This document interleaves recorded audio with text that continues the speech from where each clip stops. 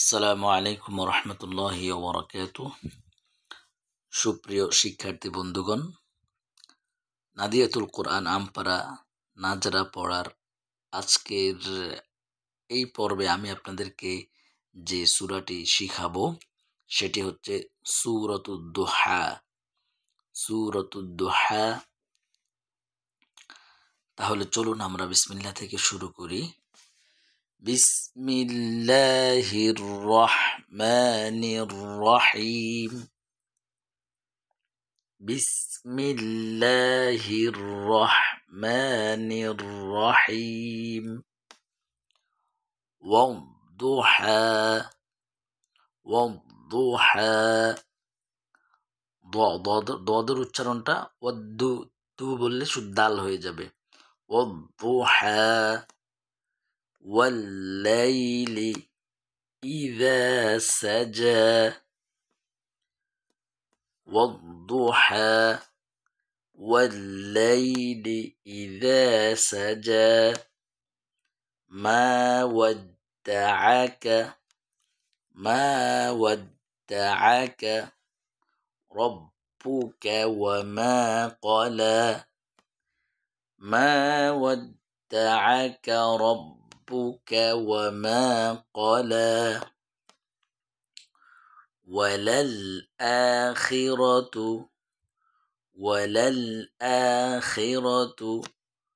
خير وللآخرة خير لك من الأولى. وللآخرة خير لك من الأولى. ولسوف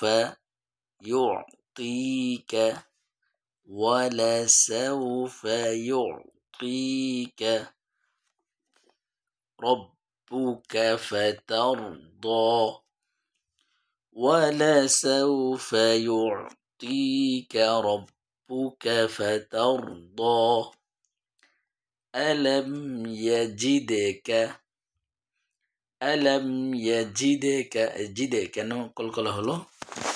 কফ তোয়া বা জিম দাল এই 5 হরফে জয়জুম হলে কি করতে হয়? কলকলা করতে হয়। আলাম ইয়াজিদেকা।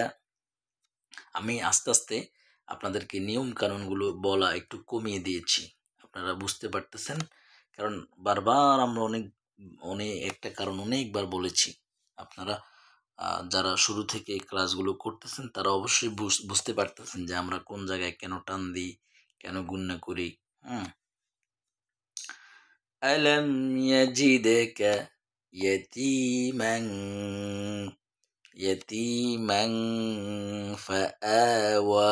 মান কেন গুণনা করলাম? তানবিনের পরে কি আসছে? ফাটা কিসের হরফ? ফাটা হচ্ছে ইখফার হরফ, সেজন্য আমরা এখানে টান দিলাম।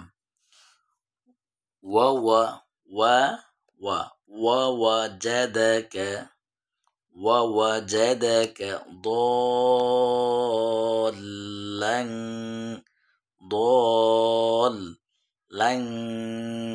তো কয় আলিফ টান? 4 আলিফ টান। লাং গুণনা কেন? তানবিনের পরে ফা ইখফার হরফ। ووجدك ضالا فهدى. ووجدك عائلا فأغنى.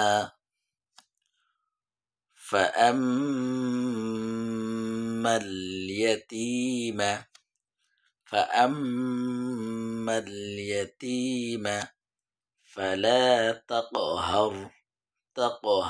এই যে হার, এবার আবার এইভাবে বলি নেই, কারণ রটা কলকলার হরফ না, কফটা কলকলার হরফ। তাকহার। وأما السائل সা কয় আলিফ টান? এই যে চিহ্ন আছে 4 আলিফ টান। وأما السائل ফালা তানহার, তান গুন্না হয় নাই, কারণ নুন সাকিনের পরে হা আসছে। হাটা কিসের হরফ? এটা হচ্ছে ইজহার, স্পষ্ট করিয়া পড়ার হরফ। ফালা তানহার ওয়া আম্মা, গুন্না কেন হলো? নুনে মিমে তাজদিদ হইলে ওয়াজিব গুন্না।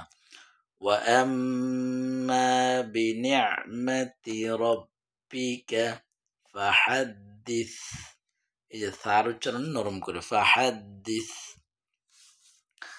বিসমিল্লাহির রহমানির রহিম। ওয়াদ-দুহা ওয়াদ-দুহা ওয়াল-লাইলি ইযা সাজা মা ওয়াদ্দা'আকা রাব্বুকা ওয়া মা ক্বালা وَلَلْآخِرَةُ خَيْرٌ لَكَ مِنَ الْأُولَى وَلَسَوْفَ يُعْطِيكَ رَبُّكَ فَتَرْضَى أَلَمْ يَجِدْكَ يَتِيمًا فَآوَى وَوَجَدَكَ ضَالًّا فَهَدَى وَوَجَدَكَ عَائِلًا فَأَغْنَى فَأَمَّا الْيَتِيمَ فَلَا تَقْهَرْ وَأَمَّا السَّائِلَ فَلَا تَنْهَرْ وَأَمَّا بِنِعْمَةِ رَبِّكَ فَحَدِّث। এই যে, আশা করি আপনারা বুঝতে পেরেছেন। এইভাবে করে বারবার পড়ে এই সূরাগুলো আপনারা, যেগুলো আপনাদের ভালো লাগে, তবে আপনারা চেষ্টা করবেন সবগুলোই মুখস্থ করে নেওয়ার জন্য। আপনারা প্রথমে শুদ্ধ করে নেবেন, পরবর্তীতে এগুলো সবগুলো মুখস্থ করার চেষ্টা করবেন ইনশাআল্লাহ।